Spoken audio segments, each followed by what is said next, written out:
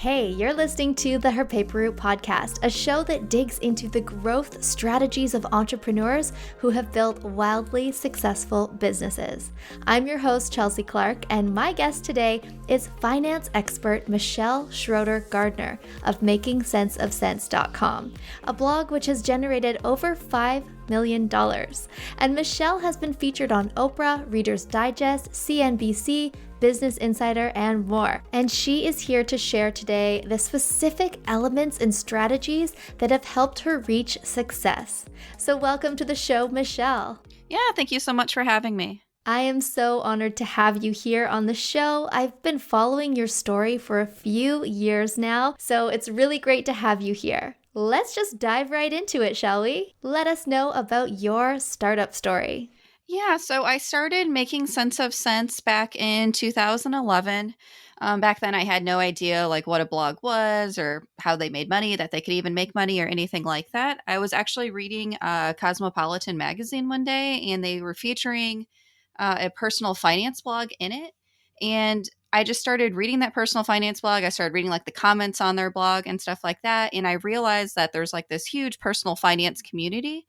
And I decided to start Making Sense of Cents just on a whim that day. There was no plan for it or anything like that. It was all just as a hobby, just a way for me to talk about my own personal finance situation, paying off student loans, stuff like that. And it all just quickly grew from there.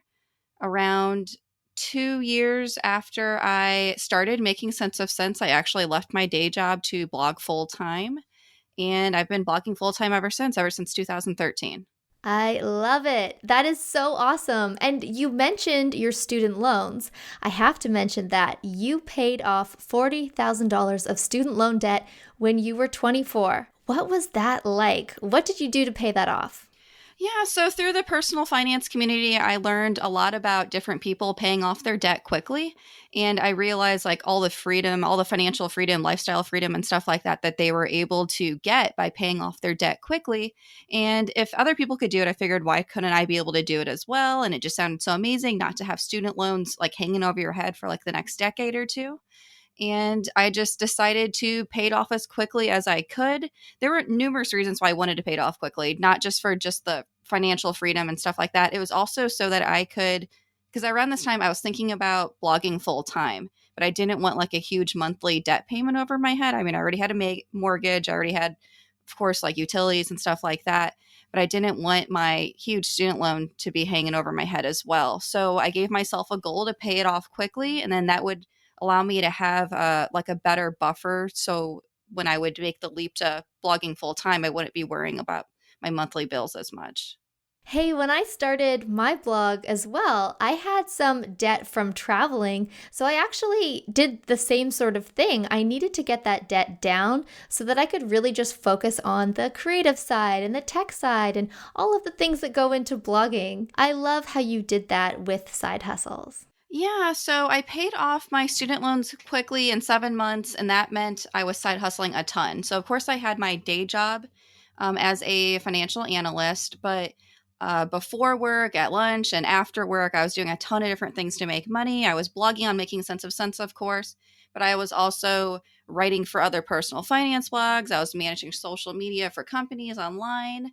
I was selling items on eBay. I was mystery shopping. I was taking online surveys. I was doing all different kinds of things. I was working around, I want to say 90 to 100 hours a week between my day job and all the different side hustles that I had. Oh, yes. Okay. So you definitely had your hands full. When did you decide that you were going to streamline and focus and just niche down on that one thing that you wanted to do? Oh, that's a great question. So it was around, I think it was around 2015. So at that point, I was blogging full time for around 2 years, and I was freelancing a ton, and I just wasn't really spending much time focused on Making Sense of Cents. So I was spending all this time growing everyone else's businesses, and I realized that my own business was really sacrificed in that process. So I decided to actually fire all my clients. I gave them all notice, of course, but I decided to not freelance anymore and just focus on Making Sense of Cents, and just growing my own income from the blog that way. And that's really how I pretty much just changed everything. Income grew through the roof, page views grew, everything grew. That is such a good feeling. I did that too when I realized that I needed to just niche down, fire all my clients, and no longer do service provider work and just focus more on passive income streams. It was like everything just changed. It was really exciting. So that must have really felt amazing when you did that. Yeah, it did. It felt really good. I know a lot of people love freelancing, but for me, it just wasn't for me. It wasn't what I wanted to do.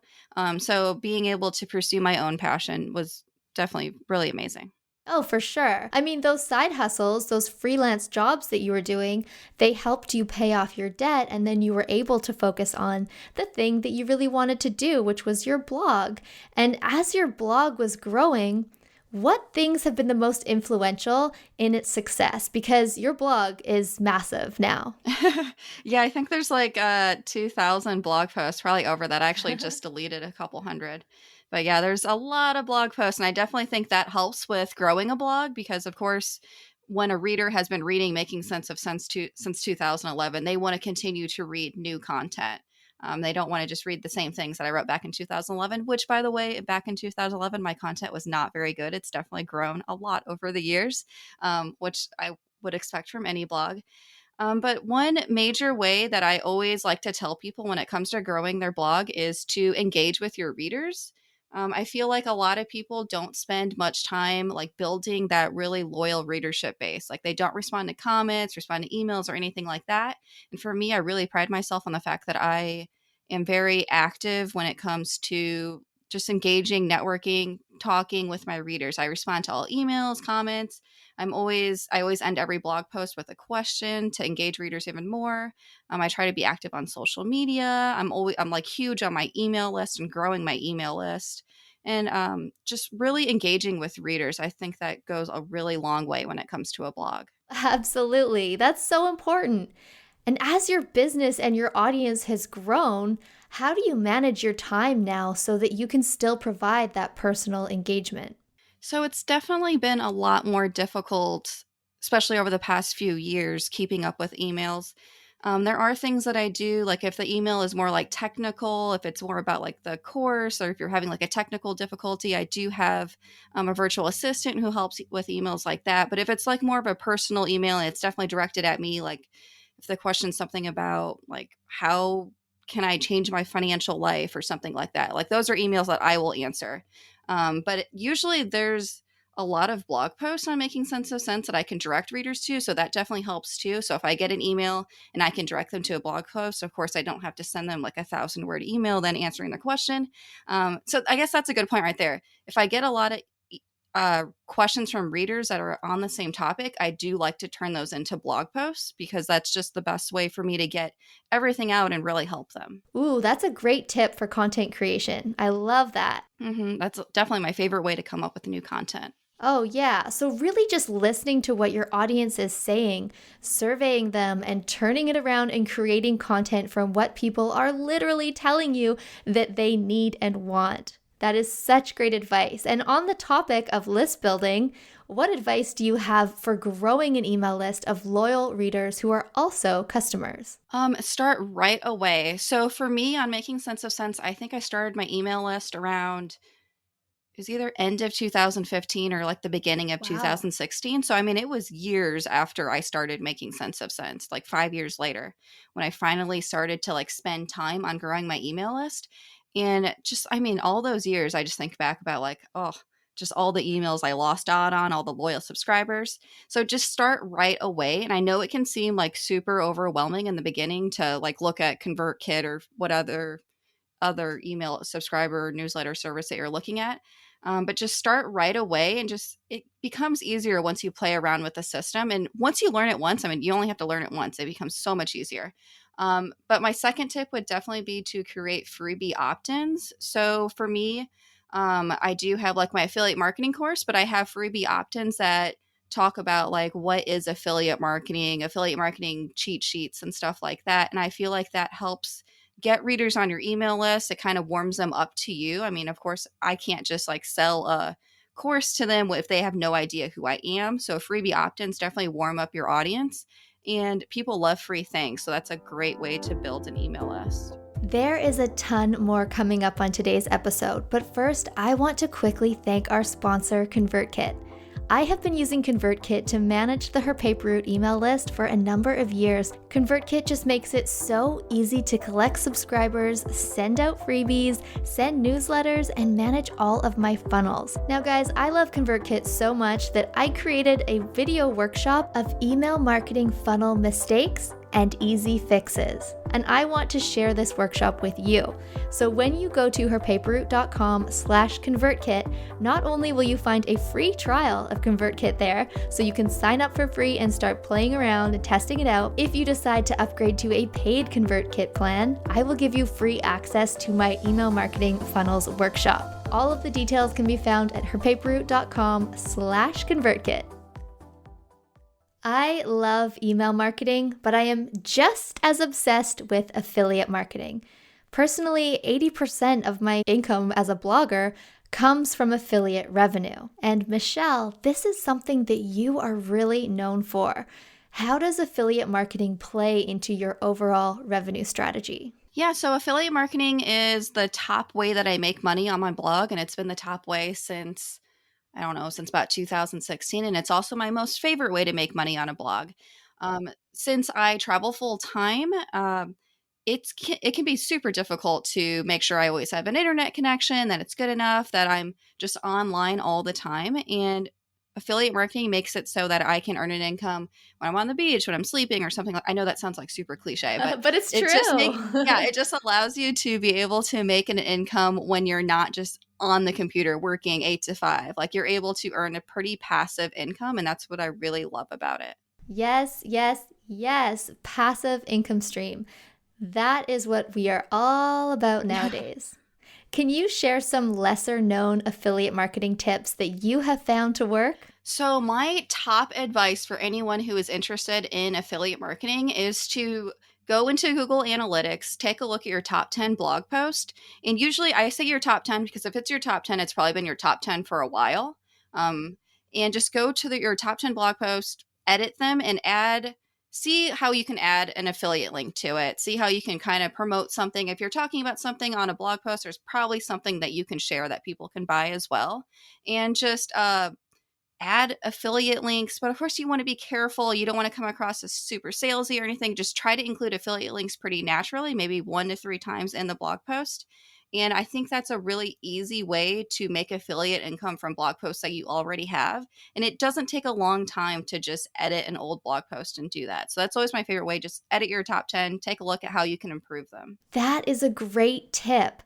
I think that a lot of the time people will overlook that. They don't look into Search Console or Google Analytics. They are always trying to create new content. But if you really look back and you see what is really resonating with people, what is your top 10 most popular articles?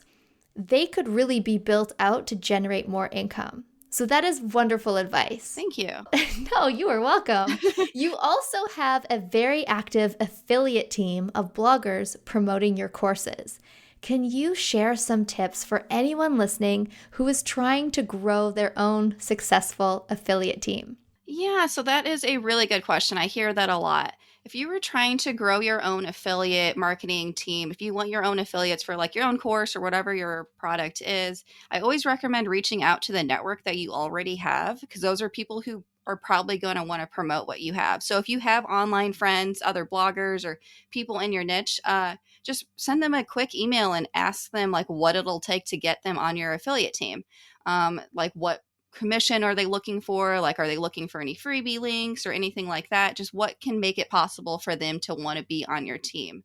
And if you don't have people in your network already, just reach out to people who fit that target market. Just do a quick Google search. There's probably people who are talking about the product that you're selling. Just reach out to them and see if they want to become an affiliate for you. That's awesome. When people are on your team, do you ever do giveaways or promotions, contests, anything like that with your affiliate team?